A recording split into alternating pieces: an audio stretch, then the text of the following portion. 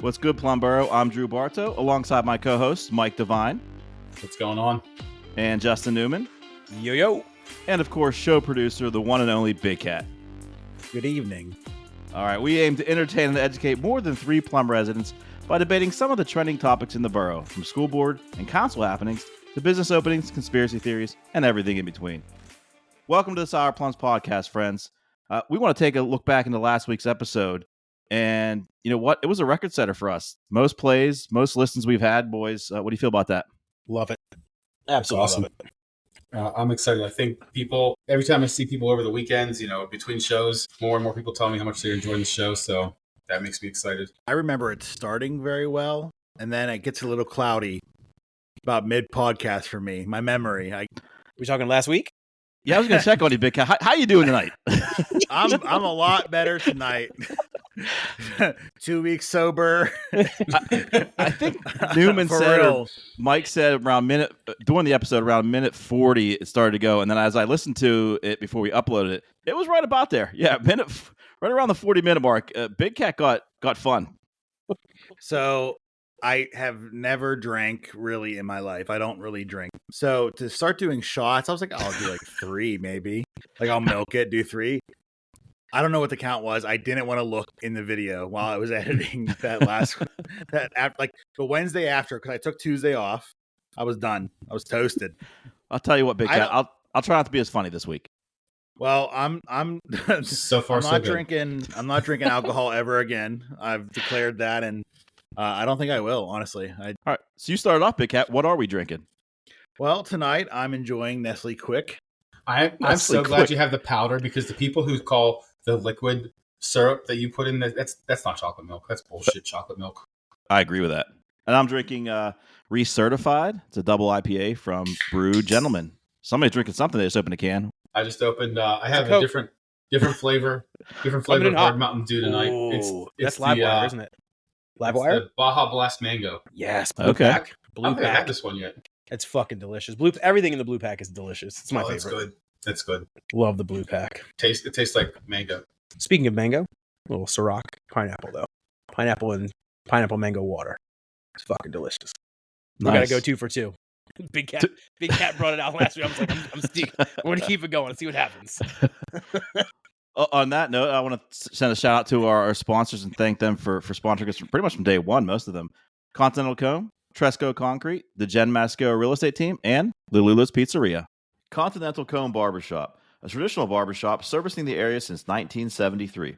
Up to date on all the new styles and cuts. Call 412-795-7555 and mention Sour Plums for $5 off any service. Tresco Concrete, the best concrete products on the market. Ready-mix concrete delivered to your door, guaranteed to get hard or your money back. And as always, their concrete is all natural, no supplements, and always 100% Viagra-free. The Jen Mascaro team proudly supports the Sour Plums podcast. When it comes to selling your home promptly and at peak value, look no further than the expertise of the Jen Mascaro team. With over a decade of industry experience, we guarantee to guide you seamlessly through the process. For personalized assistance, contact us at 412-607-6318 or email jen.mascaro@cbrealty.com. Lulu's Pizzeria, serving up quality food, good grace, and burnt pizza since 2016. Local and woman-owned, located at 415 Unity Center Road in Plum. Call 412-795-1229 and mention Sour Plums for 10% off your order of $10 or more. Cannot be combined with any other offer. All right, welcome back, everyone. We're going to jump right into Plum Problems. This one's been bothering me. On not just the Plum community page, but it's all the Plum pages. At least once a day on either one or multiple pages, this poor guy and his wife are trying to clean our vents. And nobody's biting. Not one person's biting. It's a joke now. I mean, I'm the top offender. I mess with this guy tremendously. I told him I wanted a quote, and he said he would DM me, and I said, does that quote come with a lighter to just light my money on fire? Because it's what I feel like I'm doing. But it's unreal, right? Like, it's not real. Is this a scam? So I'm asking you honestly, because I've seen those pages, and I've seen different guys post there. I've been the manager of a page before in Plum, and you'd ban them, and then somebody else would come along. They trick you. You had no idea. They said it was from Plum. They showed it from Plum, and then it's a damn vent guy again. Yeah, it's Different not name, real. different guy. You think it's a scam completely? There's somebody who's told me that it is definitely a scam. I'm not going to say his name. He has called into the show once or twice or 13 times, but he said it's not real. So do we think they're the wet?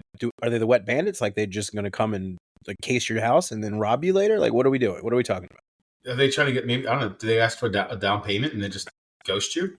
Yeah, like I don't understand what the end game is there. Does he have a gold tooth? Is his name Marv? Big Cat, what do you say you try for us? What do you say? Give him a call Be a guinea pig. See what happens for the show. Never. No, I don't need them knowing any of my information on their caller ID. I'll tell you what, vent cleaning guy, Sour Plums will legitimize your business if you give us a call or email us and sponsor our show. We will proudly take your money as a sponsor. We will put it out there, and you will show that you're legitimate. That's the olive branch that I'm going to give to this gentleman or gentle persons. Like, can I say my biggest pet peeve with this guy or these people is that they like I said, they go on all the Plum. What do you mean by these people? Oh, big assumption there, Mike. What do you mean? So- what do you mean, these people? Proceed. So what I don't like is, like I said, they go on all the Plum pages. Specifically, they go on the Plum virtual free store. And every time they go on that page, I always ask, is it free? Because they put a price. And that is the buy nothing, sell nothing Plum. You can't do that. No, that's bullshit right there. They won't That's get banned. They don't get banned for that? No, but that's where I draw the line. Yeah. So what if we asked one of our sponsors, Jen Mascaro, if she would get it done for one of the houses that she sells? Oh, that's a That's- good one. Or one of our Cracker Barrels. Oh, the OG Cracker Barrel. Whatever the first one is, she should hire them.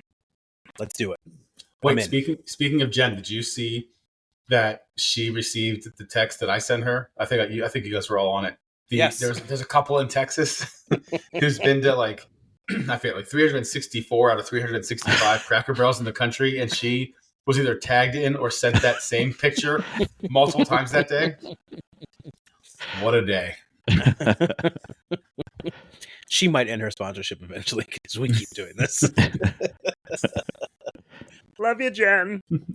All right, so if you could take a time machine and go back to the 90s and talk to yourself in the 90s and tell yourself Snoop Dogg would become America's grandpa and be the mascot and face of the Olympics in Paris, what do you think that version of you would say? Why are you lying? Yeah, no chance, right? No White chance line. at all. Yeah. And I mean, Who's people Snoop love him. Dogg? Who's Snoop Dogg? Come on, Big Cat. I saw a tweet. I saw a tweet. 90s me? I was young, guys. Shut up. I saw a tweet that said, my mom called me and told me how much she loved watching Snoop Dogg at the Olympics. And I had to remind my mom that she grounded me for buying a Snoop Dogg CD. She grounded you. No, I'm just saying it was a tweet that I saw and it made me laugh. When I got Doggy Style, my dad actually opened it up. Do you remember like the pamphlet inside Doggy Style? He read it and he ripped it up in front of my face. So then I had to put a piece of paper that just said Snoop Dogg. Big Mike was having none of your bullshit. No, He was not into your shenanigans. He was not about that. In all seriousness, I think to me that's one of the most fascinating storylines of the entire Olympics. I'm going to say this and I'm going to get killed. I know this. I'm going to get killed for this. The Olympics bore me in general. Oh. I know. I don't How do you, watch. as an athlete, not enjoy the Olympics. Who says I'm an athlete? Excellent You point. played Excellent baseball, point. Andy. That made you an athlete. Once upon a time, very low level, single A, rural Indiana county. I mean, barely So- registers on the athlete. So it's not in your blood anymore? It's You like just being the don't have skinniest kid at fat camp. it? The Olympics are awesome, especially last night. The 100-meter final was nobody That knew was- who won for like 45 seconds. It was awesome. Oh, I had to pee so bad, and they wouldn't show us who won. I was like, I was dancing in my room, waiting to see because I didn't want to miss it. She's been like your son and just pissed in the corner. See, when it comes to the Olympics, I want to see the events that I did in track and field. I want to see the shot put, javelin, javelin. and they never have it on, or I miss it all the time. I'm over here watching 2 hours of outdoor equestrian like mid track running, and they're jumping over like tree hurdles in like Versailles. I'm like, what is going on? Can I just watch a shot put through? I just want to shout out. He said Versailles, not Versailles. Very nice. Very nice. Thank you. I think- think Thank appreciate you. that.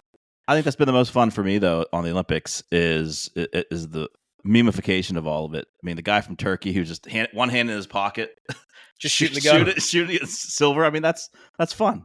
We're gonna- I've kind of lived through pictures at this point. Are we going to talk As about a the de- Frenchman? Are we going Wait, to talk wait. about him? Are we Hold going to on, talk wait, about him? We will, but hold on. This Turkey guy, as a divorced man myself, when they said, "How do you feel?" He said, "I just want my ex-wife to know I was right." I felt that in my core. Who do you want to talk about, Justin? The French guy, the pole vaulter. Oh, Are we not going to talk about that? Justin, why don't you explain it, Justin?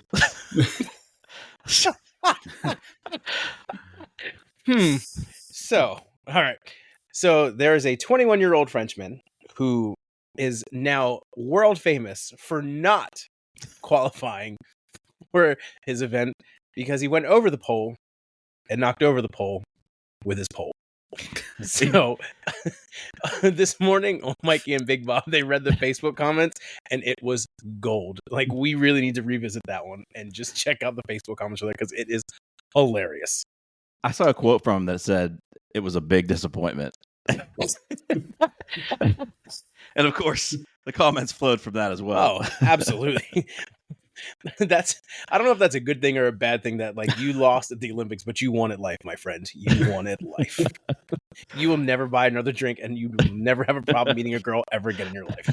All right, before this goes off the rails, Drew, tell us what's good in the hood.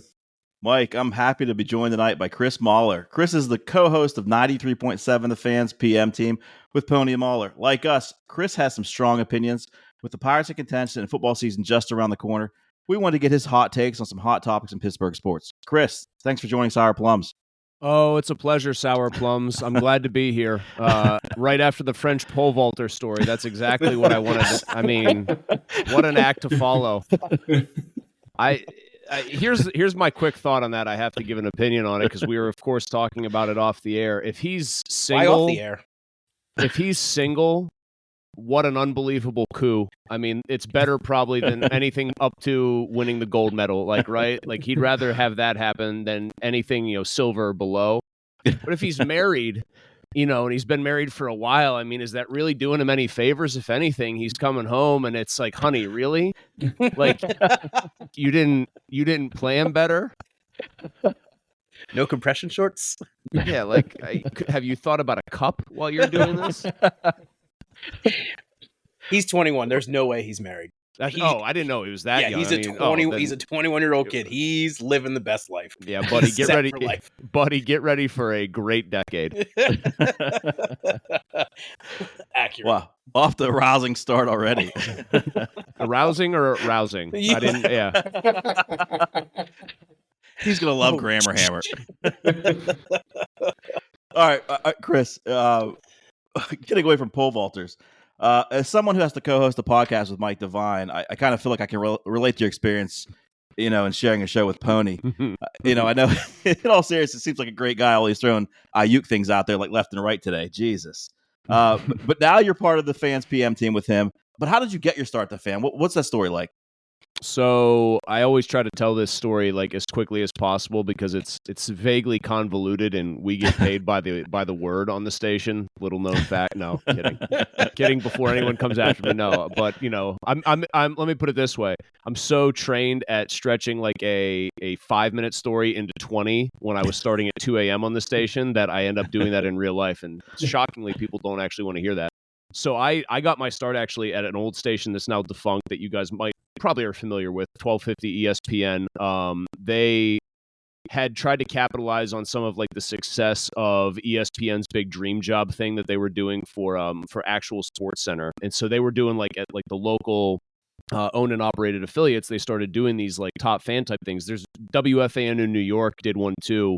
Which wasn't an ESPN station or anything, but they had Joe Beningo, who was their midday host for years on that station, ended up kind of getting in the same way, many years before I did. But long story short, I entered a talent search, their talent search there after having come back from Philadelphia on like an unsuccessful. Here's a lesson to all the 22-year-old fresh college graduates out there.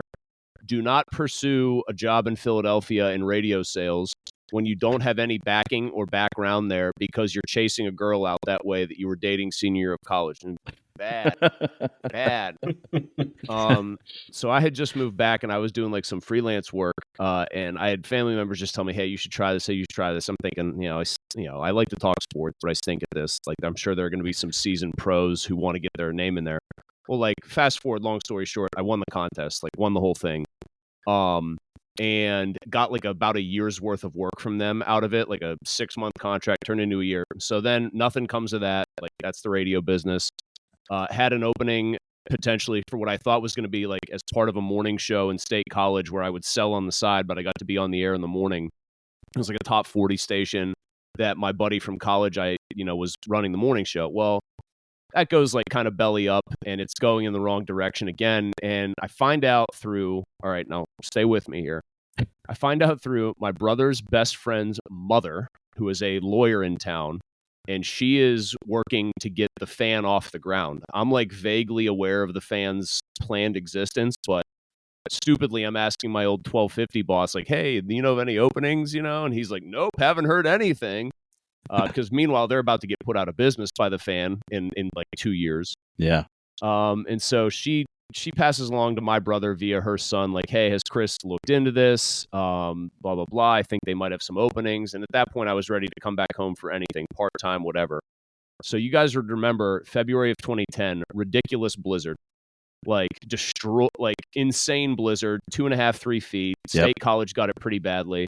I had managed to like send in a demo MP3 to the guy that I was under the impression was running the station, who ended up becoming my first boss.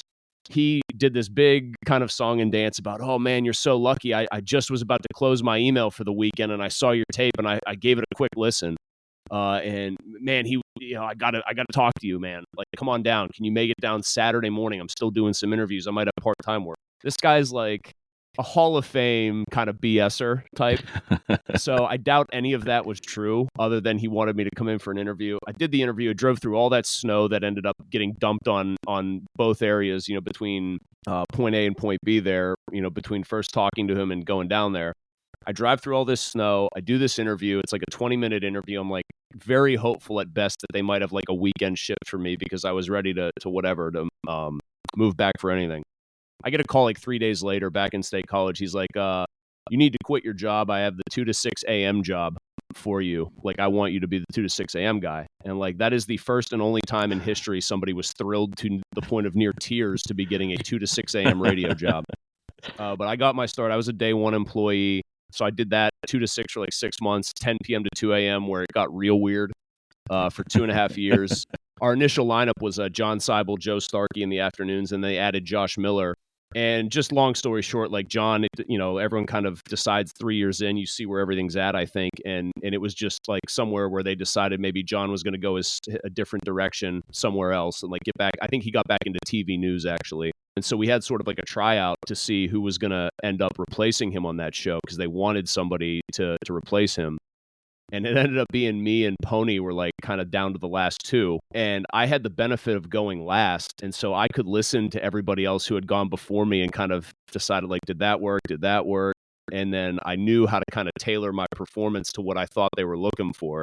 So that was like February 2013. And I joined up with Joe then. And then I've been on that slot ever since. So technically, Poni joined me. Baby, Poni joined me. That's awesome. So I don't know. Did I make that's like a 4.5 minute version? I think you could fit like Under the Bridge by Chili Peppers in that entire story. I'm hoping. Like, do we do okay? DJ right there. Less Stairway to Heaven, more like a nice like little mid-90s alt rock song. Say you work for the radio without saying you work on the radio. Correct. Exactly. Now, Chris, I know what you mean. I know you talked about sports all day. But we are going to talk about sports. But before we do that, I do like to any guest we bring on to kind of talk about some plum ties. I know that you've made appearances at our high school's Make-A-Wish Telethon, which is a big deal in this town. How'd you get involved with that, and why is it important for you to give back? So I want to say I got involved originally. I'm trying to, because it's like you guys ever, you start doing something and like you almost forget where it begins if you're not cognizant of it at the time. So I want to say it might have had to do a little bit with knowing Pat Muldowney obviously, Plum royalty or whatever. And Pat knew people that worked with me. Pat knew people I had gone like to college with. And Pat just asked me, hey, can you do this telethon? Like he reached out to Rick Barat to get, a hold of me. Rick said, Rick, get this guy. He's cool. He'll probably be able to help you out. And so obviously, like, it's Make-A-Wish. So it's like you want to help any way you can with something like that. If it's a telethon to raise money for that kind of cause. And then, I have a soft spot. I'm a product of Catholic schooling for 12 years. And at North Catholic back in the day, I was there in Troy Hill. We didn't have a TV studio, or we didn't have, we had morning announcements. They wouldn't even let me do them. I wasn't even allowed to be in like the AV club. And so, whatever, maybe they were smart. And so I like the fact too that this was all students doing this. Like I just thought that was cool. And so they asked me to appear, and I did that. I want to say in 2012, maybe for the first time. I showed up wearing like a T-shirt, just looking slovenly, man, like real bad, which has become kind of my trademark. But I think it was through Pat, and then like obviously once I got in talking to Rick, just cool dude, loved what he was doing, getting students ready, loved how prepped they were, and like I kind of cut loose and could have fun. But that's pretty much my time. Actually, now that I think about that, I got to make sure Rick's kid gets in to shadow me before the summer's over, because I think he's going to college and made promises that I forgot to fulfill. No, but Rick's awesome. Rick's awesome, and like that's why I keep doing it, because I know it's for such a good cause. And honestly, I like seeing it makes me feel old, but it's also like hopeful at the same time. See new kids coming through every year. They're all very well trained. Like there's no way me at 16 or 17 is doing that. Absolutely not. Like just no chance. So that's kind of why it's near and dear to me all these years later. Don't you also have family that lives here in Plum? I have a cousin that is Plum based. Yes, my cousin Jeff. Jeff and his wife and two boys live in Plum. So they're in Regency, by the way. What's that? They live in Regency. I coach with Jeff. Okay, Jeff is so my assistant. I did not know how many like people were aware. Like I'm sure Jeff probably tries to keep that under wraps that he's related to me. I certainly would if I were him. But yeah, my cousin Jeff lives out there, and so yes, I have a soft spot for the Plum athletics programs too. Plum soccer.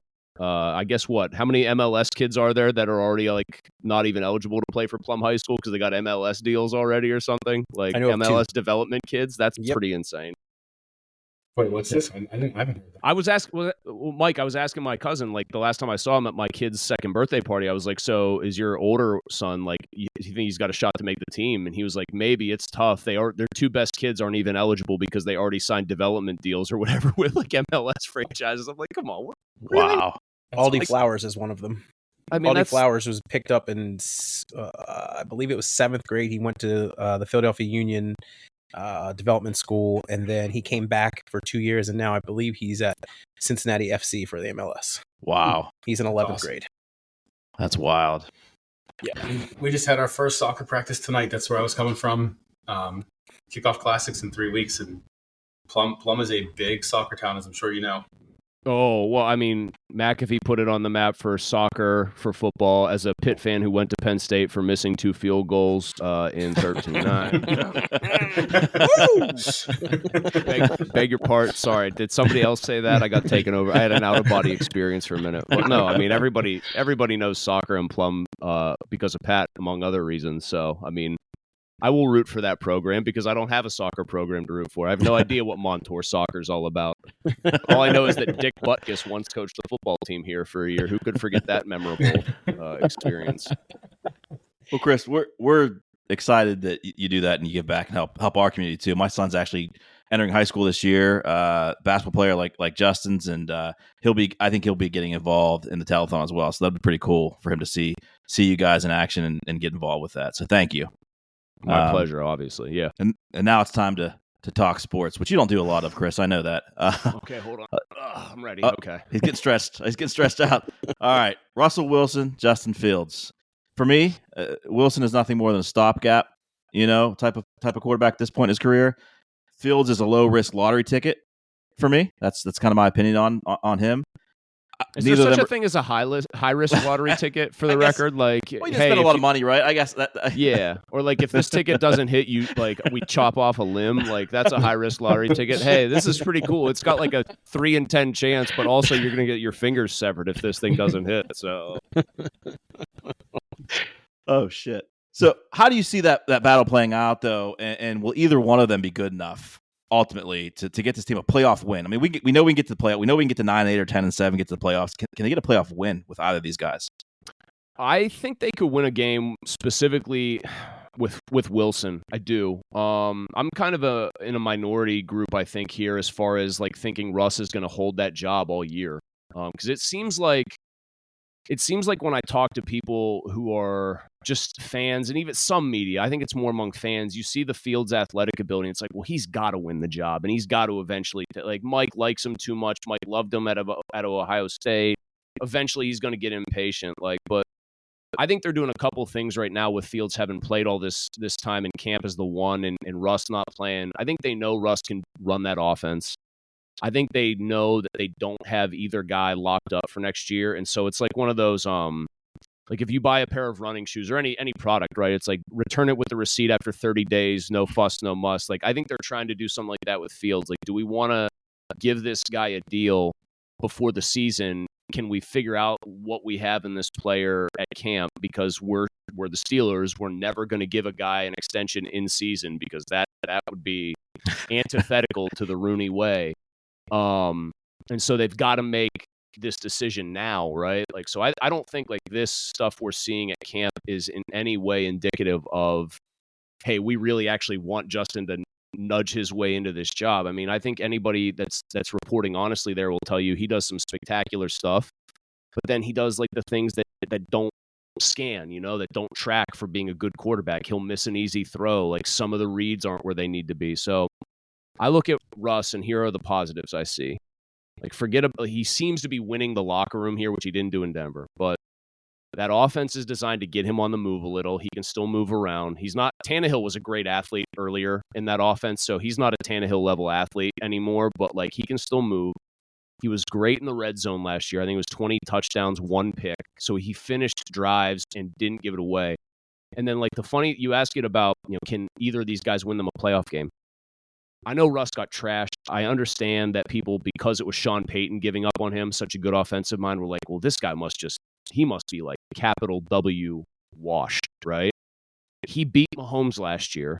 He beat Josh Allen last year. Like he beat really good quarterbacks and really good football teams. And he did it, by actually being pretty good in especially that Buffalo game. So I do think they could win one, but you look at that conference, it's a meat grinder.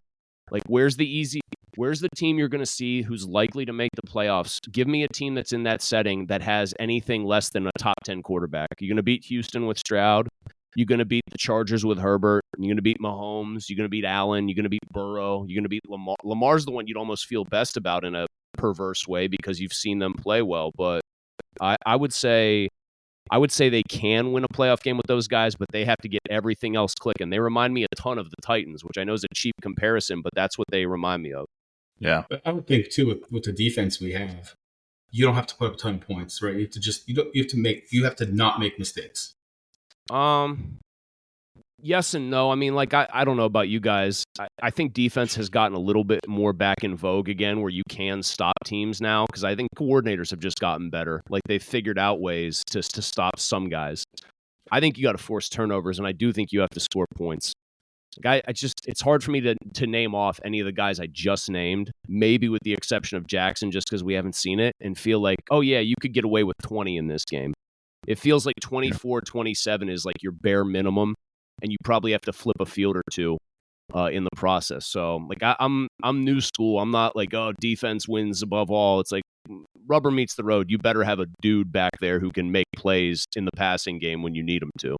So, being the minority here, I said minority opinion about Russell Wilson, okay? I want to make very clear. I said I held a minority opinion about Russell Wilson. What I mean by that is I am not a Steelers fan, so this does not even affect me in any way, shape, or form. I want to know from a fantasy standpoint, should I draft Justin Fields late? What's your league? Like, what's their format? Are you doing like a 2-quarterback super flex type of thing? Bad question.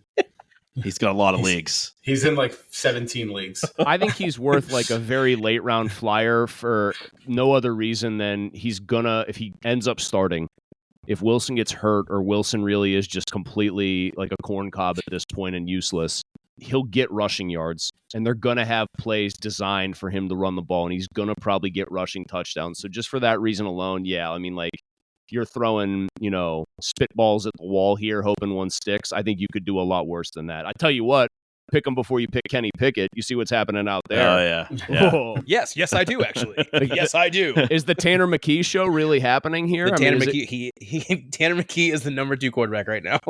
Wow. Justin, out of curiosity, how many teams do you have this year? I believe I'm up to 12. With 2 more 12 being fantasy added. leagues. With hopefully 12 the fantasy Sour leagues. Plums League and maybe the YMCA. Yeah, we're trying to get one here too. Yeah. 12 fantasy leagues, 12 steps in a program to quit addictions. Never. Chris, I want to get your take on this. I mean, you mentioned Wilson. You feel he's going to be there throughout the year and possibly could win a playoff game. Who the hell is he going to throw to as a number 2 receiver? They have a number 1 who has some tude, and you never know how he's going to show up. And to me, they have a ton of slot type receivers, number 3 receivers they got in free agency through the draft. If it's not Ayuk, then who's it going to be? I mean, I do think that's like a legitimate problem. I think in an Arthur Smith offense, the only answer I could give you, in the absence of an Ayuk trade, which I still do think, as much as I'm just deathly sick of that story, actually could happen. I mean, Pony makes people insane with his tweets, but the man is very well sourced up. I give him a lot of credit. Like, he definitely talks to people who actually like have an in, and he thinks it has a very real chance. But let's put that off to the side and say it doesn't happen. Look at who your coordinator is. I mean, I think Arthur Smith would be pretty comfortable if wide receiver 2 was actually TE1 and it was Pat Freiermuth. Yeah. I feel like that's how he thinks that this should go. I'm not sure I agree with that, but we have no real evidence that an Arthur Smith offense supports a big target share for 2 wide receivers. Like, I kept citing the stat last year. I think the second most targeted receiver on the Falcons had 31 targets, like actual wide receiver. Like, okay. Wow. So how are you going to tell me you can run an offense that features Pickens and Ayuk if you get Ayuk? Then also make sure Pat Freiermuth eats. Oh, by the way, you want to be a run-first team. You've got 2 running backs that both want the ball. Like, that's probably my single biggest area of concern and uncertainty is, does this guy really know how he would utilize all these toys if he got them all? One thing I continue to forget that they signed Cordero Patterson. How's he going to be using this offense? Out of the backfield, another tight end, another wide out. What's he going to be used as? I still am one of the stupid people that thinks that the new kickoff might actually be useful and fun. I'm hoping. I think they overruled it, like as far as they applied too many rules to it because they didn't want to just say, yes, we're copying the XFL. They did something better than us, or else we'd have Sky Judge too. But if my suspicion's right and the kickoff actually is something that becomes part of the game again, Patterson's obvious going to be, a weapon there. Most kick return touchdowns in league history. And then I don't hate him as a third down back every so often, or just like a 2-man back. I know everyone says like, oh, go with the Pony Express backfield of Harris and Warren on the field at the same time. How about Patterson and Warren in a third down situation? Yeah. Like his skill set lends itself to you being able to do some goofy formations and looks, and I would hope that they take advantage of that. Or like down in the red zone, put Patterson in there as he could catch a pass, he could run the ball, and Justin Fields maybe pops in for a red zone package. I mean, if you're creative enough, you do have some interesting skill sets, I think, there to play with. Yeah. Let's stick with football. Turn to Pitt a little bit. Kind of like the Steelers they have some QB questions. Don't know if it's going to be Yarnell yet. Or Eli Holstein. What's the ceiling for this team? And if Narduzzi has another 3-win season, is he cooked? My answer to the second question is maybe the one I'll go with first. I get the sense Pat would not be, especially if it went bad for him this year. Like, especially if they went 4-8 or they looked listless. And obviously last year was a mess. I don't get the sense Pat would be like all that keen on, and this is just my guess. So this is not inside info. This is not anything. I just get a sense, having talked to him occasionally, just about like the landscape of college football, like shifting under these guys' collective feet. I mean, Nick Saban walked away partly because he didn't want to deal with NIL anymore, which I think was kind of short-sighted, but whatever.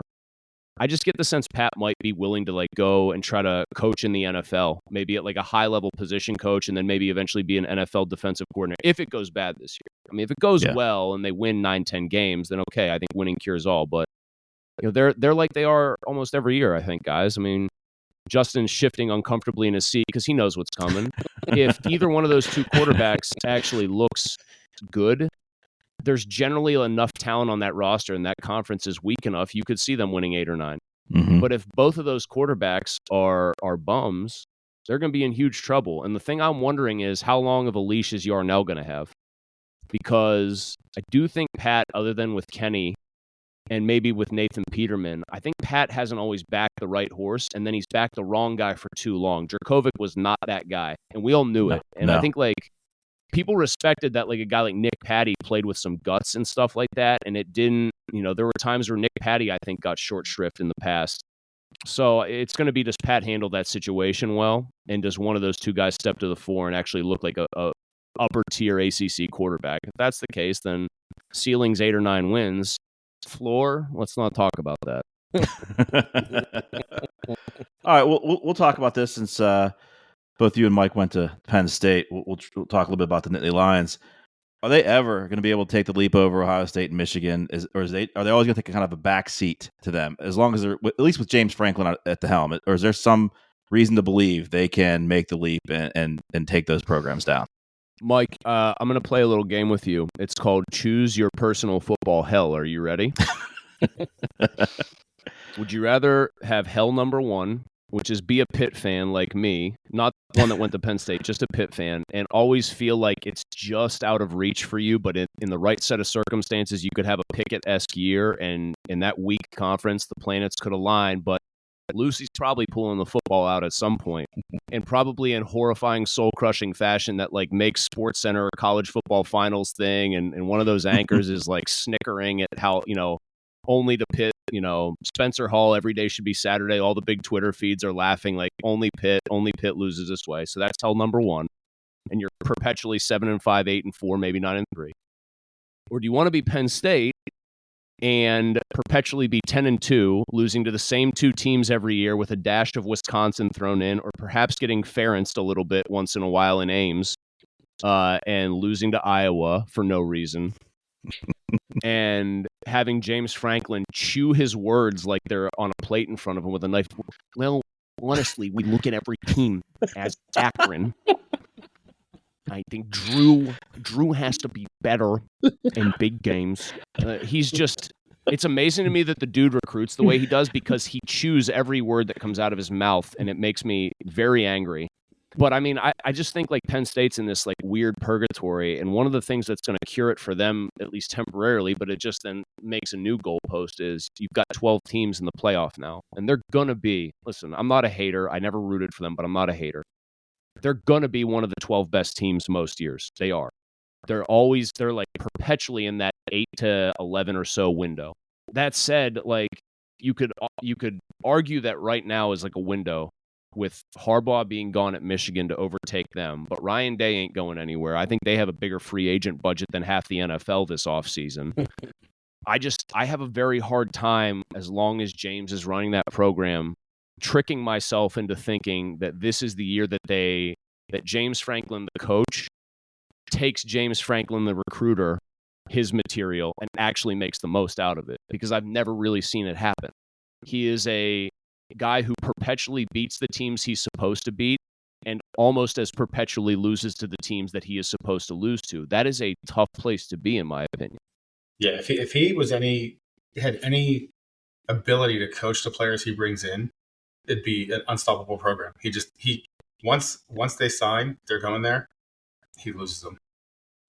He does nothing with it. Well, like I'm not going to say they're be unstoppable, only because like Ohio State's still getting dudes. Michigan, like Harbaugh is a weird dude, but he quickly built that up into just a monster, like a physical monster that could actually go toe to toe with Bama of all teams, even in a Bama down year. But like, yeah, it's the Ohio State game for me is such a microcosm. You have this Drew Aller who is supposed to be this missing piece. Finally, we have a quarterback. Finally, here's a guy like people can believe in. I watched that game start to finish. And McCord stunk for Ohio State. They had Harrison and they had better playmakers, but like Penn State played one of the most scared games I have ever seen. And I laugh and I give, like, kind of when we talk Pitt, I give Narduzzi a hard time for kicking the infamous field goal from the 1 at Beaver Stadium. Mm-hmm. And, like, you can rip Pat and say he coached scared in that game. James does a different version of that anytime he sees one of the two big opponents. If you're so confident in who the guys are that you're getting, go out there and act like it. Coach like you've got the better team. Like Kirby Smart eventually had to do that at Georgia, right? It got so overwhelming, the guys he was getting. He had to go coach against Alabama like he thought he genuinely was better than them, and it started to work. I don't ever get the sense James Franklin, in his heart of hearts, coaches those big games like he thinks he's got a better team top to bottom than Ohio State or Michigan, and that is a major problem for them and for him. Well, we could talk about Penn State all day. Well, at least Mike could. But I feel like I feel like I just bummed him out, though. I said when you Thank you. We appreciate that. When you we start appreciate it. When you start an answer with Mike, I'm going to play a game of choose your personal hell. You aren't really like allowing for a lot of room for fun and happiness. It's fun for us. We love it. You just verbalize what everybody who roots for Penn State feels. So it's depressing. Look at the eyes. The eyes are he's just dead behind the eyes right now. Oh wow. Let's quickly. Last question I have for you, Chris. At least it's two parts. It's about the Pirates. Kind of want to get your thoughts on the trade deadline moves, specifically the more notable ones. Isaiah Kiner-Falefa and Brian De La Cruz. And does this team have enough to make a run into Bucktober? So I'd love to say that they do, because they have what a lot of teams don't, which is pitching. I don't know if they have a manager who can handle this situation. I think we've seen since the All-Star break, Shelton seems like a nice guy. I mean, I think his vibe was, I'm a good time, like I'm a good players guy, and it's good if you have a bad team that needs to try to learn good culture and feeling good about themselves. But now you're in a pennant race. I think Lovello is one of the best managers in the sport. And he managed circles around Shelton, partly by just trusting his guys to do their thing, but also by managing a pretty dicey back of the bullpen situation. They don't have a closer. Like their closer stinks now. They demoted him. Mm-hmm. Shelton didn't do that with Holderman, and it burnt him badly. So I wonder if they've got a manager who can handle the moment, because these are the games since the All-Star break are like the first meaningful, like I'm talking truly meaningful games he has managed as Pirates manager. We're like, okay, you can start laying out, this is happening if this happens, and they're going to be here, blah, blah, blah. And I think I would give him an F, because I think he might have cost them at least 2 of those games. They have the pitching, the starting pitching. I have concerns about their bullpen and greater concerns about his ability to recognize what's going on. And then you saw what let me put it this way. You saw what a real lineup looked like from Arizona. Like, to me, I don't know about you guys, but this is how I summed it up neatly in one clever little sentence. Look at me. You watched a good to very good baseball team play a baseball team with some good to very good pieces. And the very good baseball team won 2 of 3 both times and made it hell on earth just for the Pirates to get each of the wins they did get. There's nobody in that lineup that's an easy out. Even if they do what I think they should have done, which is take Holderman out and bring in a lefty, bring in Beeks, they're still going to flip it around and go Gurriel or Grichuk, both of whom could have easily done something. So it's a really good lineup. The Pirates do not have that. They have a bunch of guys who, like De La Cruz, I like that they went out and got him. I give Ben Cherington like B+, A- for his deadline. Like, he surprised me. It was a pleasant surprise.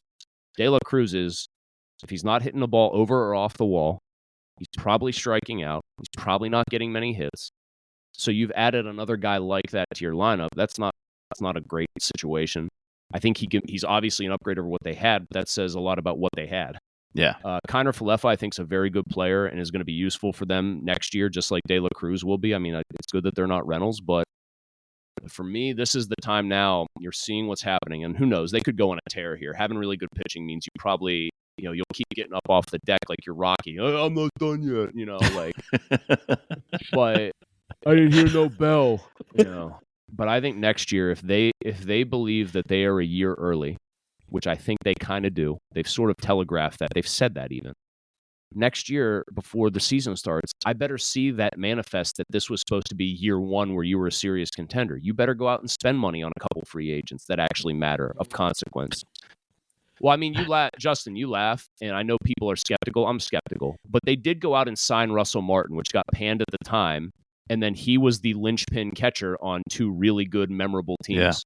Very true. You know, like they did give Francisco Liriano, and granted it ended up in a trade that I found shameful in principle to the Blue Jays, but they gave Liriano like an actual free agent contract after he balled out for them in 2013. Like they've done it. Do it again. If you have to make a trade from your position of obvious, massive strength, which is starting pitching depth, to do it, trade for a good player, like a position player who doesn't just like, oh yeah, he slots in as a nice like 7th or 8th. No, trade for somebody who's good. And then you will convince me that you are serious about this. These trades remind me a lot of 2012, where they're kind of feeling out what they have, and if they make a run, great, we have a few more pieces. But like you said, they're a year ahead of where they thought they would be, and next year's the year that they're going to have those pieces in and hopefully make a legit run like 13. I mean, I think that there's just like, I understand this too, because I do think they are trying to do the right thing by all these young pitchers, by Jones and Skeens.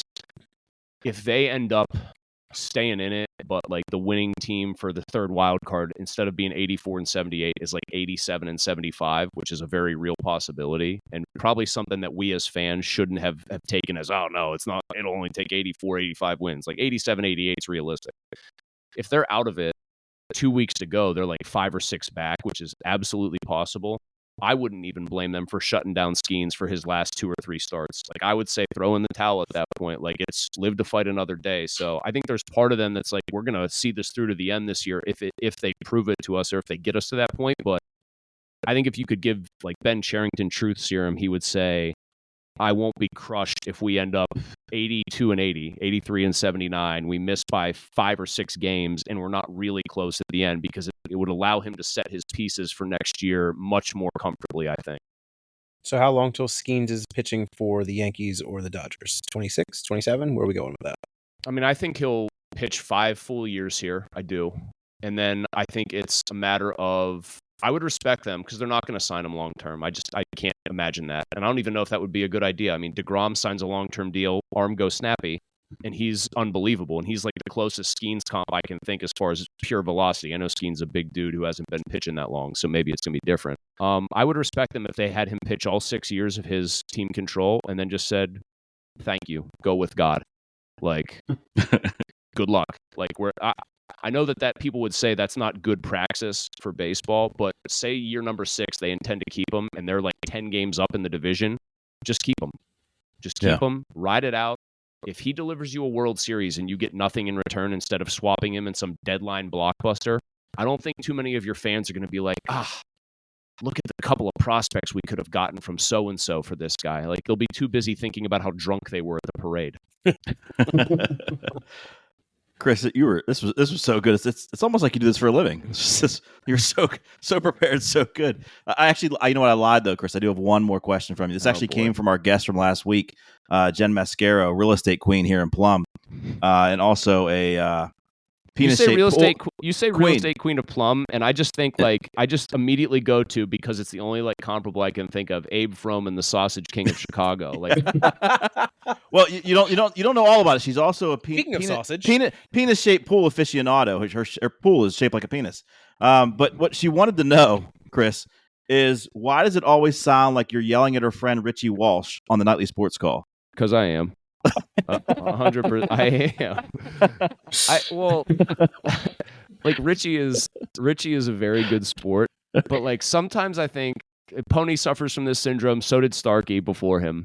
Once in a while, I get the sense Richie is trying to multitask. Hosting that show is not easy. He's got his head in every direction, and he can't do what we do on radio, even though we're on video now on the show, and look down and kind of like play with the keyboard. There's an expectation that he's focused on camera one. He's got to like check the screen right there. And there are times where I'm like, did he hear what I just said? And so he'll repeat something like almost back to me. And I'm like, yes, yeah, of course. But I love to bust Richie's chops because he rolls with it every time. I liken it to this. When I'm on the sports call with Pomp, and Pomp has been incredibly cool to me, to Pony, and a ton of young people. I'll shout him out right now. He has been unbelievable. And like for a guy who's been doing this for a long time, he is super supportive of young guys and women in sports media. Like super supportive.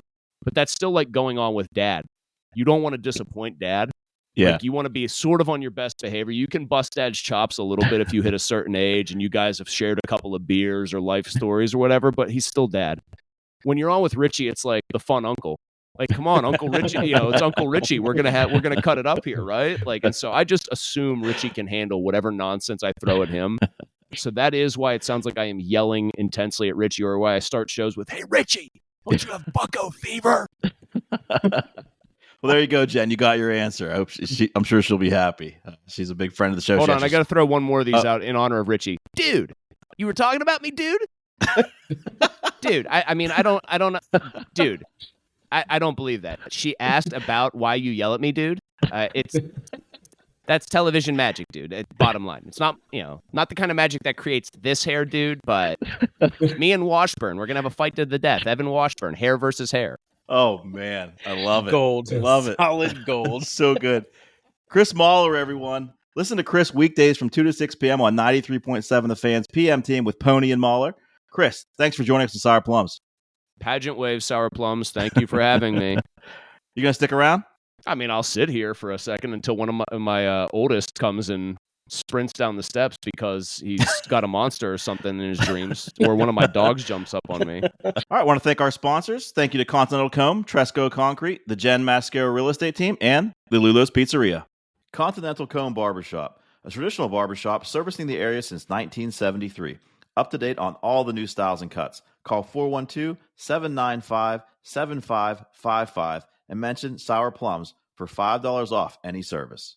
Tresco Concrete, the best concrete products on the market. Ready-mix concrete delivered to your door, guaranteed to get hard or your money back. And as always, their concrete is all natural, no supplements, and always 100% Viagra-free. The Jen Mascaro team proudly supports the Sour Plums podcast. When it comes to selling your home promptly and at peak value, look no further than the expertise of the Jen Mascaro team. With over a decade of industry experience, we guarantee to guide you seamlessly through the process. For personalized assistance, contact us at 412-607-6318 or email jen.mascaro@cbrealty.com. Lulo's Pizzeria, serving up quality food, good grace, and burnt pizza since 2016. Local and woman-owned, located at 415 Unity Center Road in Plum. Call 412-795-1229 and mention Sour Plums for 10% off your order of $10 or more. Cannot be combined with any other offer. All right, Mike, is it time for Would You Rather?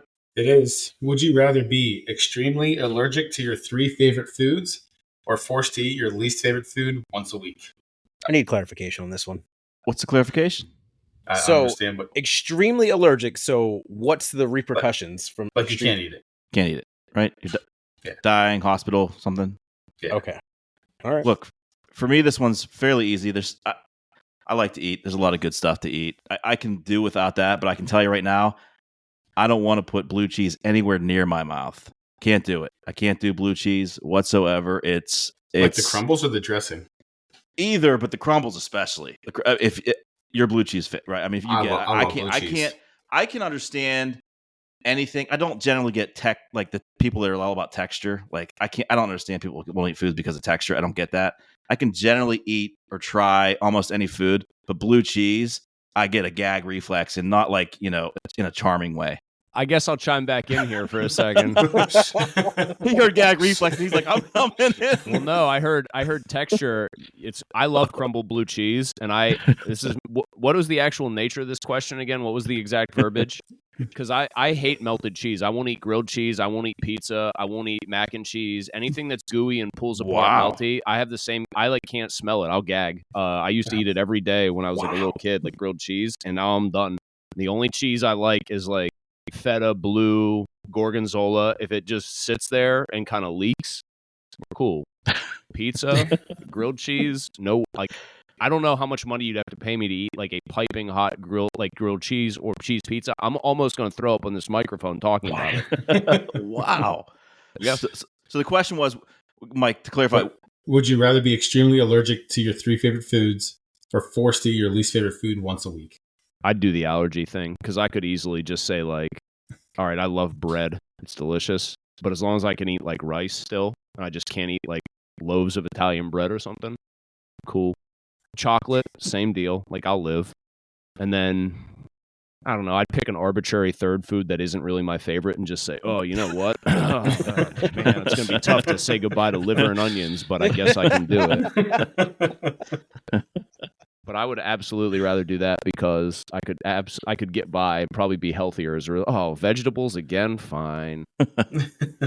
I'm team extreme allergy too. I'm an extremely picky eater, so I don't like a lot of foods. So me eating food that I don't like, it's a laundry list. Like, it's going to be so many more foods than I actually like. There's more foods that I don't like than I do like. So I'm going to just grab an EpiPen and just eat my shit. Yes, eat my shit. I don't know what my least favorite food is. I really can't even think of what my least favorite food would be. I'm sure. Can I put sriracha on it? Like my least favorite food once a week? I don't see why not. Sure. Then I can eat anything. That's This might shock you. I'm not a picky eater. Yeah, shocking.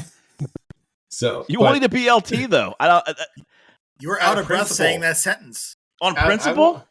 Yeah, because it's not a sandwich meat. It's a I decoration. don't want to hear. But I don't want to hear this wait. again. Listen. Are we just going to gloss No, over listen, what Big Cat just said? Are we going Mike's to gloss ignoring over me that because it one? was so. Mike was ignoring me because it was so good. That was awesome. So all right. So if I don't like a food, I really don't like it. But I really like the foods I like. I'm gonna force down pickled beets once a week. Like the thought of those just makes me want to vomit right now. But I couldn't give up burgers, wings, and pizza. I gotta eat those. Any of you Hey, guys can I- text? Sorry, Can I Chris, go ask ahead. one? Can I do this by way of saying I do actually have to go and incredibly handle a semi-work related call? Nothing bad. Can I offer one other thought? I'd eat the thing I hate the most if I got to liquefy it in a blender with water. So, like, if you told me I'll make you, because it's texture, remember? So if you said, like, I'm going to take a giant slice of gooey, melty cheese pizza, but I'm going to throw a cup of water in there, blend that bad boy, I will drink the pizza once a week so that I can eat everything else. I like now, it. That's like Smart. That's like doing like the smoothie hack, but I will do that. And that, on that profound note, I do have to depart this podcast, which was a delight. Sour plums. It was a pleasure to hopefully ruin your podcast with some of the most long-winded takes known to man. Chris, thanks so much. We appreciate We it. appreciate it, Chris. Thank Yeah. you. Boys, Thanks, thank Chris. you. Yeah. Good night. With water? I like it.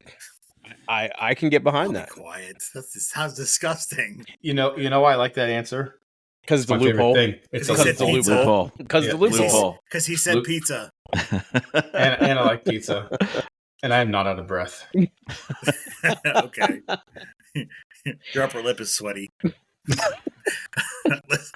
I'm just joking. Why am I catching strays right now? I'm just kidding. I'm just joking. I'm was a only big guy. joking. I'm bigger than you, Mike. I can joke. I can tease. Right, Drew? Oh, you can tease. I know. I'm a bigger man than Mike. Pause. like the French guy. Yeah, he's a It'd big. be my belly. It'd be my belly, not. Next week, Big Cat's under his name's gonna be Pole Vaulter. Pulled Volter. Pole. And it's cold in those arenas. Oh, You did not look cold. my So- man was comfortable. Trust me. A little shrinkage, too. Jeez. Oh my god. Are we Moving done? on. Are we done talking Moving about Pole? on. Drew, is it time to drop the grabber hammer? Chime. What? He said. You said chime. chime. You He said said chime. chime. It's Newman, chime. Newman, it is chime to drop the It's hammer. time. You're It's on a- time to drink some more vodka. Well, you're in trouble if you're saying chime because I'm going to spell 5 words for you guys tonight. Obviously, one at a time. I'm not a monster. You're going to pronounce them. New rule for Grammar Hammer, though, is that Mike always goes first because he does not deserve the help of Big Cat and Justin. So, Mike, you're going to go first with every word. Okay? This is bullshit, but go ahead. All right. Mike, the first word that I'm going to spell and you're going to pronounce, try to. It's an easy one, Mike. Mortgage. He's writing it down. Say it again. Mortgage. Big Cat. Why do I need you to spell it again? Mortgage.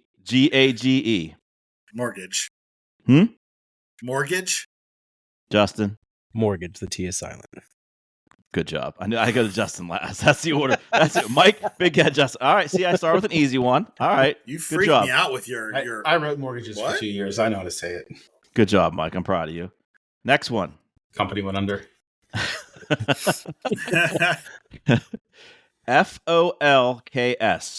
Folks. Folks. Ooh, Mike. He switched it. He said it wrong. He said it with the L. I can't even give the other two. You said folks. Yes, you did. You sure said Folks. folks. Sorry, I ruined it for Folks. you guys, but it is No. folks. It is folks. I No caught L. myself because I knew I said it wrong, and I fixed it. It was I don't know why I said the L. I've never said the L in that word before, and it's folks. Pressure. Grammar hammer, baby. I have to admit, I would have said folks. Wow. I would Newman, never what would say you have that. said? It's folks. All right, here we go. I don't Mike's like one this for pressure. Mike's I one said for it right two. before you corrected me. I said it right. No. No, Yes. you said it wrong. Then you said it right. All right, number 3. ELITE. Say it again. ELITE. Mhm. Elite. One more time. Elite. Big cat. Big cat. Elite. Again? Elite. Justin. Elite. Yes, the E. It's not a long E. It's not a long E. It's a short E. Elite. Yeah, I it's a think short. different. It's a shorty. I'm like, how am I saying it wrong? That way. The way The you, way just you said it. did it. Elite. It's not What? elite.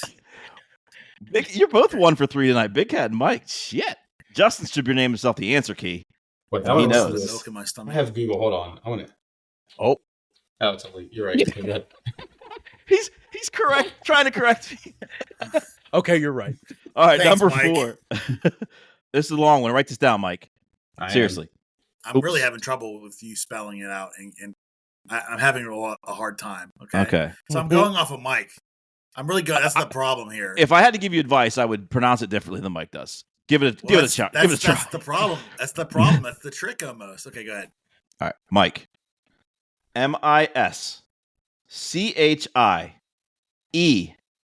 MISCHIEVOUS. Mischievous. Big Cat. Big cat. Mischievous. Justin. Mischievous is correct. Good job, Big That's Cat. Bullshit. Who Let's says that like that? Yeah. I hate this game. Mischievous. There's no so so- mischievous. There's certainly no I before Listen, the OUS for sure. I don't sound that white, Justin. What are you doing? That's not me. That's Mike standing in front of a donuts. Guys, Ooh, guys, I'm about to be mischievous. It's time to be mischievous. I think I'm going to help Mike by saying this because he's going to overthink it. I think I'm going to help Mike by saying there's no fucking chance he gets this next one right. No chance. Spell it. PRESTIGIOUS. I already knew what it was. Wait, say it. Do you say D-I? Say it again. GIOUS. Why do you G. spell? Why do you spell like you're giving a phone number? Don't break You it down do. so much. Just spell the word letter after Prestigious. letter. What? Prestigious. Big Cat. Can you spell it again? Because I Oh my heard some different letters in there. PRESTIGIOUS. Prestigious.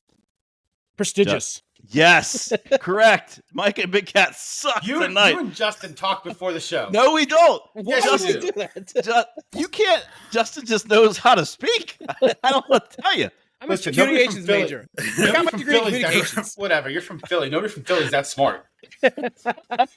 For the next time we do this, I get to see the word spelled out. I don't want to hear Drew spelling words anymore. Agree. You spell it like you're giving your phone number. I couldn't keep track. Yeah, Big Cat, it's adorable that you think you make the rules for Grammar Hammer. Put it on the screen. I don't want to write it down. I need to see it. It's the Nesquik talking. You got to go back to shots. No. Well, that was actually more fun than I thought it would be. I thought you'd maybe miss 1 or 2, not 4. I disagree. But good job. Wow, Mike. I is it think I time would have for- pronounced them better if I saw the word. I hope you step on a Lego tonight, barefoot. I might. All right, Mike, we're going to get to the blind rankings now. I'm going to describe these for everyone at home. Blind rankings. Mike gives us a category. We rank them 1 through 5, 1 being the best, 5 being the worst, and we don't know what's coming next. I'm pretty excited about this list tonight. I did not look up every year, so I made it a broad category. These are video games of our youth. Ooh, Not I our like Ute. this. I like Youth, this. not Ute. The two All right. youths. I don't feel good about this because our youth were different times. When I say youth, this is probably Mid 90s. 90s. early to mid 90s to Okay. I want to say early 2000s. Ooh, I'm Ooh. going to get hammered on this one because I know there's going to be one on here, and I'm like, nope. It's going I was to be out five. by then, I, yeah. I know one of these is coming. Now, I know there's it. a lot to pick from. There are, but Is there a there- Nintendo 64 game on here? there's a couple. Oh, I'm in trouble. I know it's coming. Right? It's See, going. that's I know what I'm it's talking coming. about. And I have an honorable mention. I just want to talk about it when we're done. That's fair. All right, first one, GoldenEye. I knew it's coming. That is number 5 for me. I'm going to put that at 5 as well. I wasn't a GoldenEye guy, to be honest with you. You guys So already suck. I'm at number, I'm at number 5. That's just where I am. That is number 5 for me as well. Hated that game. GoldenEye or Girls? It's a tough decision for me. What? There was no decision for you. Yeah. Apparently, you just did nothing. Big Cat. It's 5 for me also. Yeah. Oh my god. Clean sweep. Clean sweep. I We've love never this. had that to start it. That's for sure. Love this. Could our list be the same tonight? This one, you can pick anything from 94, any version from 94 to 2005, whatever Mario was your Kart. favorite. Madden. Oh. Ooh. You said 94 to 05? Man, you could go back though to other games. This is risky for me. I want to put this at 1 because when it was out, like I loved watching the ambulance go on the field. The ambulance, as The Big Cat would say, ambulance? the ambulam go on the field and run over players. I thought that was so fun. But it was Was for that us. That 98? was 98. I think it Was that yeah, one? wasn't it? Somewhere in that range. It was mid. It was like the 4th or 5th year that came There's out. only one game I'd put over this, honestly, and I don't know if Mike's going to put it in there, and that's why I'm going to go with 2. Madden Me 2. as well. It's going at 2 just because it's too early, and I don't trust that Mike's not going to give me a better one, so I'm going with 2. You're putting a Matt. Okay. Whatever your Put- favorite Madden was. Yeah, I'm gonna put Madden 2002 at number 2. Yes, 2 in a row. Wow. Look at us go. Wow. 2002 Spoiler- because I had Dante. I was Culpepper wasn't on that the Dante cover. Culpepper's year? Yeah. Yeah. Spoiler alert, I also have Madden at 2. That is a true clean sweep. Look at that. Wow. All right. Next one is Grand Theft Auto. Again, you can pick whatever version you liked prior to 2005. Wasn't my jam. I'll put it at 4. Played it slightly more than GoldenEye, which is to say, just a little bit. I will also put it at 4 because I bought every iteration of this game and played it less than 5 minutes. I bought it because I thought it was going to be canceled and it would be one of those things worth a lot of money one day. I've been playing Grand Theft Auto since like day one. PC, blimp camera straight onto the car. So I've come up through all of them. I'm trying to see what would have come out before 2005, just to be accurate. Oh, I thought he was cheating and trying to look up games. I was like, are we trying to Yeah. look ahead? He is. That's what we're doing. San Andreas came out 2004. I got to buy that I had to use my driver's license to buy it because you had to be 18 years or older. So yeah, So is that going San to 1 for you? Andreas, GTA Yeah, going Those to were 1? number what? 1? number 1. All right. Next one, Mortal Kombat. Oh, this is tough. I don't know what Shit. 5 is. I don't know what your 5th one's going to be. This is tough. Mm. The first year or 2 of Mortal Kombat, I played a lot of Mortal Kombat, and it's iconic. It was the finish him thing. Can we agree that the first Mortal Kombat was the best? Hell yes. Yes. Hell yes. Oh, I'm gonna kick myself if there's one game you pick after other than this, but I gotta go Mortal Kombat at 1. I do, and I'm more of a sports game guy, but that was iconic, and that I can't beat that unless you have one game up there over it. I'm in the same boat. I'm like, all right, so if he pulls Mortal Kombat here, is Street Fighter going to be the next answer? Because if Street Fighter's in there, I'm going to be pissed off that I put Ooh. Mortal Kombat at 1. So I am going to hedge my bets and say I played Mortal Kombat way too fucking much. I don't. I'm gonna put it at 1. I'm gonna put it at 1. There you go. I'm gonna put it at 1. I have to say this, Justin, since you admitted what your number 1 would be if you're going to be regretting it. Street Fighter for me, yeah. I would any version of Tecmo Bowl, Super Tecmo Bowl, right? hell yes. Yeah, so I'm going to be mad if it's that. But go ahead, Big Cat. 4 for me. I didn't get it. I didn't have a Sega. I didn't get into Mortal Kombat. I know it's iconic, but I just never got into it. I mean, people still say finish him to this day. Oh yeah. Not as often as you'd like. Big cat. Big cat, wait until 1 hour and 15 minutes into the episode. He goes for gold. He is our Olympian. He's our pole vaulter. But I missed what he said. What number did you put it at? 4. 4. Okay. I'm scared now. I don't think it's going to be Street Fighter or Tecmo Bowl. I don't think it's No, going to be Tecmo Bowl either, just because I he can't said even think what it could mid-90s. be. No, Tecmo Bowl's 80s. Oh, I know what it's going to be. Early 90s, maybe too. What are your guess. guesses? What's your No, guess? I don't want to ruin it. No, No, I'm not we've going to say. I was going to say Twisted Metal. Oh, that's a good one. That's a good Maybe one. else have a guess. I don't want it to be Street Fighter. Is all I'm going to say. Couldn't be It's Final not- Final Fantasy. Could it be? No, Mario Kart 64.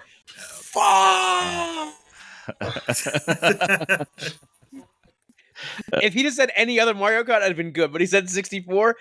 Damn it! You would have put that at 1? That You would would have have? been number 1. 100% would have been number 1. And I'm good with it. Actually, damn it! it's right at 3. And I got to say, my 1 through 5, Mortal Kombat, Madden, Mario Kart, Grand Theft, and GoldenEye, that's blindly or not, that's how I would have had it. I'm happy. That's my 1 through 5 too. I can argue Mortal Kombat and Mario 64, but I probably played Mario. Oh, we've had battle. I mean, I've had battles with Mario Kart. Mortal Kombat came out when I was a teenager, and I played Mario Kart in college. Like I played from when 64 was released into college, and God, I had some battles in Mario 64. This is a rough one for me. This might be my one where I'm like, oh, I regret this now. All right, my list. GoldenEye number 1. I don't We're know just if going the to game. ignore Big Cat. Big Cat doesn't count. Oh, Big Cat. Well, sorry, I wrote it down already because he only had one left, but I didn't hear his reasoning. So go ahead. He needs to I be think this is heard. the order I would play these games right now. I mean, Grand Theft Auto or Madden could be interchangeable at 1 or 2. Then Mario Kart, yeah. Mortal Kombat, or as my phone corrected it to, Moral Lombardi. And then GoldenEye. All right, now can I give my list? Yes. Yeah, sure. So on GoldenEye one number second. 1. Oh, Ugh. I hate your list already. It's a Penn State list right here. Right, start over, Mike. Sorry. try again. Wait. I don't like this episode, just so you all know. I love this episode. Not only did we come at you, Mueller came at you with the Penn State thing right off the bat. All right, as I was saying, GoldenEye number 1 not because the gameplay was the best, but because it was a Friday night pizza.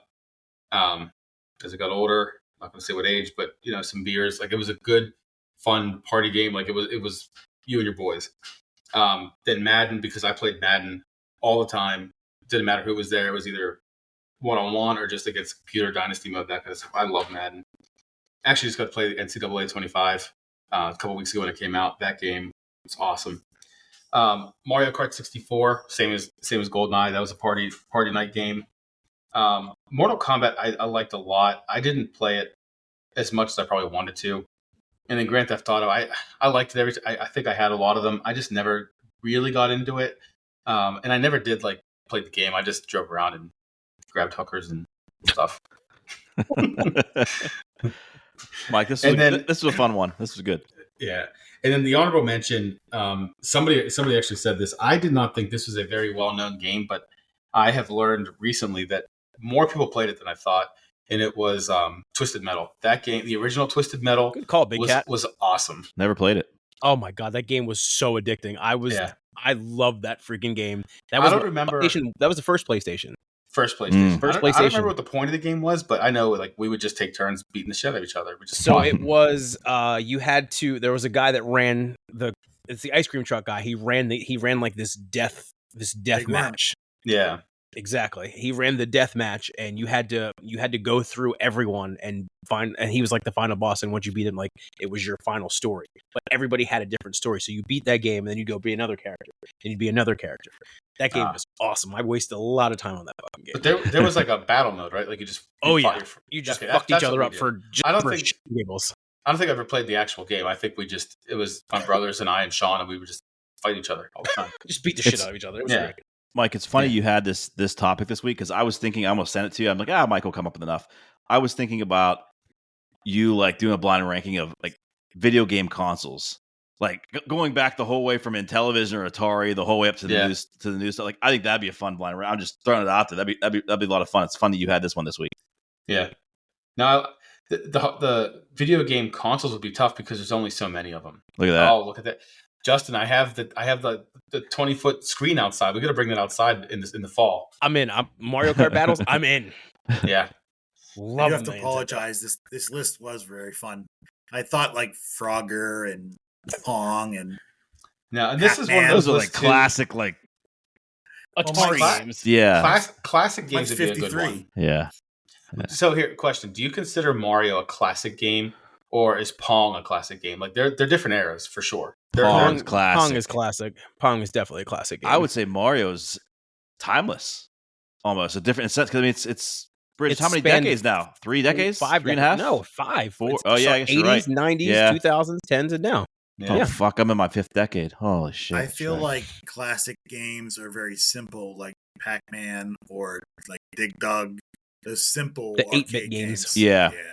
So Mario's too- Sonic sets the next. That's after Mario, 16-bit. That's a 16-bit. Mario's still an 8-bit. Or no, That's Mario's Mario's 8-bit. the Mario's original 8-bit. Mario. The original Yeah. Mario's 8-bit. I think the rest of them are what, 4-bit? I think Pong and those were 4-bit games, not 8-bit games. I don't think they were 8-bit. Like Pitfall, all the Atari games. I don't think you hit 8-bit until Pitfall Nintendo. was so fun. And then 16-bit was the big deal when Sega came out. Sega with, came out, Neo yeah. Geo, Sega, yeah. Was what was after PlayStation? PlayStation 2. Yeah, PlayStation Well, 2. yeah, Game but no, Nintendo. I mean, but that with the 32, right? And then and 64 is with Correct, 64. 32 and then Mhm. 64. Yeah. Yep. What was it? Was a Dreamcast? Was that? Sega Dreamcast came after Sega Genesis. Yeah, that was. What was that? 32 or That was 64? 64. That was the combat for N64. Yes. Yep. All right, Mike. Do we have any voicemails tonight? We do. We have 2. Oh, 2. I wonder who one of them's from. People Plum, this is Lee Jim McBride. First time caller, big fan of the show, guys. Long time listener. I had a thought running through a few things in my head.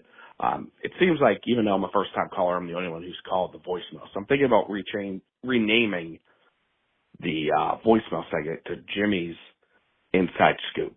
Let me know what you guys think of it. Thank you. Bye. He's now creating fucking content for our show. Short answer: no, Jimmy. Hard no. Yeah, keep leaving voicemails, Jimmy. We'll think about it. Hey, Jimmy, take 2 weeks off, then quit. This is Nanya Biz, and I think you need to rename your voicemail segment or your voicemail box to Jimmy's Inside Scoop. I've heard through the grapevine, California Raisins, you know it, that he is the only one who calls. So it's only right. Do the right thing, people. Do the right thing, people of Plum. Do the right thing, Sour Plums. Don't mind that dinner timer in the background. Not really sure why that's going off, because it's not dinner time. Do the right thing. Was that the Plum Sasquatch? It sounded like it. Sound like it might be. So- Yeah. Why did that feel like a ransom note?